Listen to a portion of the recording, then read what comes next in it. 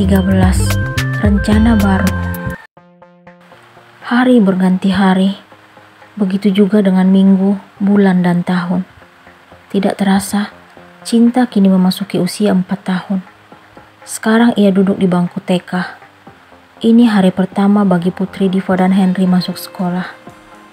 Anak mama udah gede ya, udah sekolah, ucap Diva sambil merapikan baju seragam Cinta. Udah dong mah, Cinta pengen cepat-cepat sampai di sekolah. Mulut Cinta yang sangat ceriwis memberikan balasan kepada ibunya. Ya udah, panggil papa Gih, kita langsung ke sekolah Cinta nih. Cinta dengan semangat langsung memanggil Henry ke kamar. Ayahnya itu juga sedang bersiap-siap ke kantor. Pah, Cinta udah rapi nih. Cinta udah gak sabar mau sekolah, ucap Cinta setelah sampai di kamar. Anak papa pintar deh. Papa juga udah siap nih. Yuk kita ke sekolah. Henry langsung menggendong anaknya tersebut lalu keluar kamar. Ayo mah, kita pergi sekarang, ajak Cinta kepada ibunya setelah di ruang keluarga. Ayo kita berangkat, ucap Diva menyemangati Cinta. Keluarga bahagia itu segera memasuki mobil. Hari pertama sampai hari ketiga, Diva harus mendampingi Cinta karena peraturan dari sekolah mewajibkan orang tua atau wali untuk mengawasi anaknya. Selama dalam perjalanan, Cinta tidak berhenti berbicara dan bercerita. Ia banyak bertanya karena rasa ingin tahunya sangat tinggi. Kadang Diva bingung untuk menjawab pertanyaan anak itu. Pernah suatu hari, Cinta bertanya tentang boneka mainannya kepada Diva. Boneka ini terbuat dari apa mah? Tanya Cinta kala itu. Itu dari kain sayang, jawab Diva. Ia berharap Cinta puas dengan jawaban yang ia berikan. Karena biasanya gadis mungil itu pasti akan menanyakan pertanyaan-pertanyaan susulan apabila jawaban ibunya tidak memuaskan menurutnya. Nama kainnya apa mah? Dugaan Diva sangat tepat. Karena Cinta masih tetap bertanya lagi. Kain katun dan spandek sayang. Diva tetap sabar memberikan jawaban. Apa itu mah? Kenapa Cinta belum pernah dengar? Diva makin bingung menghadapi putrinya. Iya sayang, nanti kalau Cinta udah gede pasti tahu deh, ucap Diva. Ia mencoba mengalihkan pembicaraan agar tidak ada lagi pertanyaan berikutnya.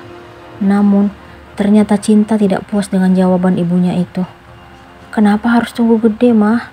Cinta mau tahu sekarang. Anak itu bersikeras ingin tahu lebih detail lagi. Kain katun dan spandek itu lembut seperti boneka yang Cinta pegang sekarang. Wanita berkulit putih itu berusaha memberikan jawaban yang bisa Cinta pahami.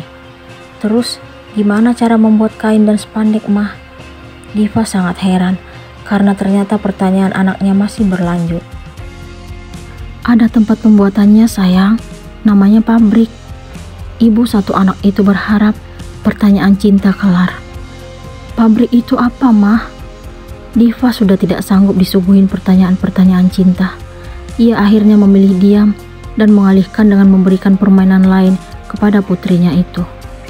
Cinta tidak pernah puas dengan suatu hal apabila belum benar-benar paham dan mengerti.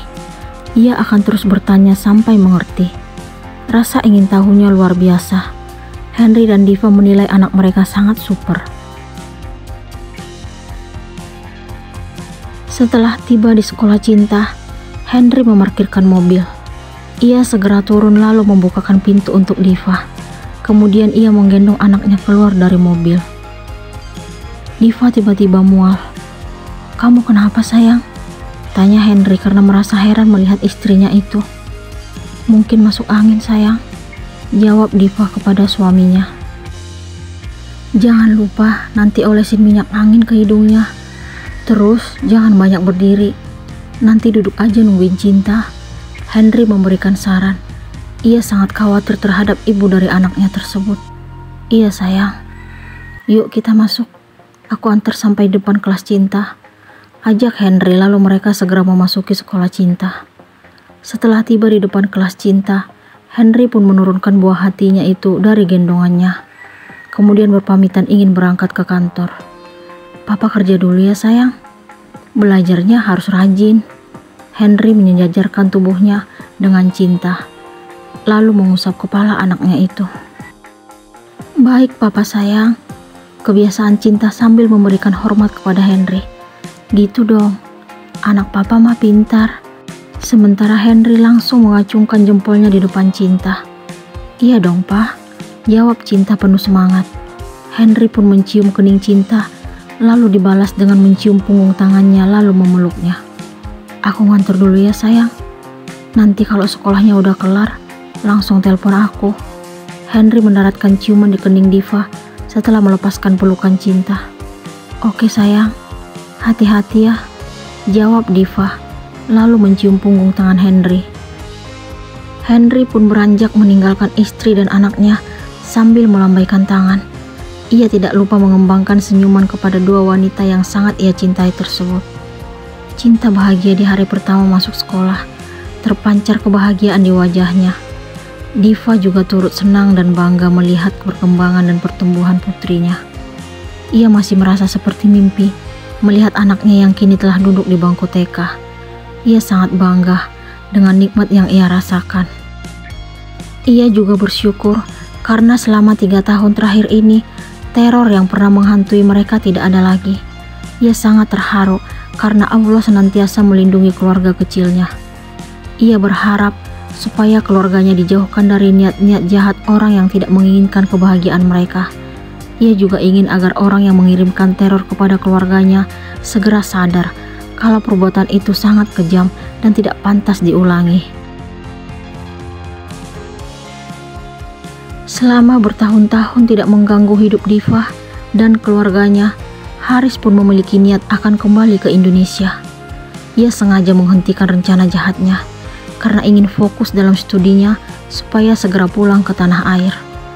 Ia diam bukan berarti lupa dengan dendamnya terhadap Diva. Ia hanya menunggu waktu yang tepat untuk kembali mengusik kehidupan mantan kekasihnya itu. Minggu ini aku pulang ke Indonesia, Yan, isi pesan Haris kepada Yanti dengan emotikon tangan di kepal. Ia benar-benar bersemangat karena akan kembali ke negara asalnya. Kemana aja, Riz? Lama banget gak hubungin aku. Yanti merasa heran karena Haris tidak melanjutkan aksinya untuk membalaskan dendam kepada Diva. Aku sibuk banget dengan studiku, Yan. Aku butuh konsentrasi supaya cepat kelar. Oh, udah lama banget tuh kita gak ngerjain Diva. Enak banget dia bisa tidur nyenyak. Yanti masih dengan rasa kesal dan kecewa membayangkan Diva hidup bahagia. Ia seolah-olah membangkitkan kemarahan Haris. Tunggu aku di Indonesia. Aku yang akan mengurus semuanya. Haris memberikan balasan dengan emotikon tertawa. Jadi, nggak butuh bantuanku lagi nih. Yanti sedikit kecewa mendengar jawaban Haris. Ia merasa kalau dirinya tidak dibutuhkan lagi. Pasti butuh dong.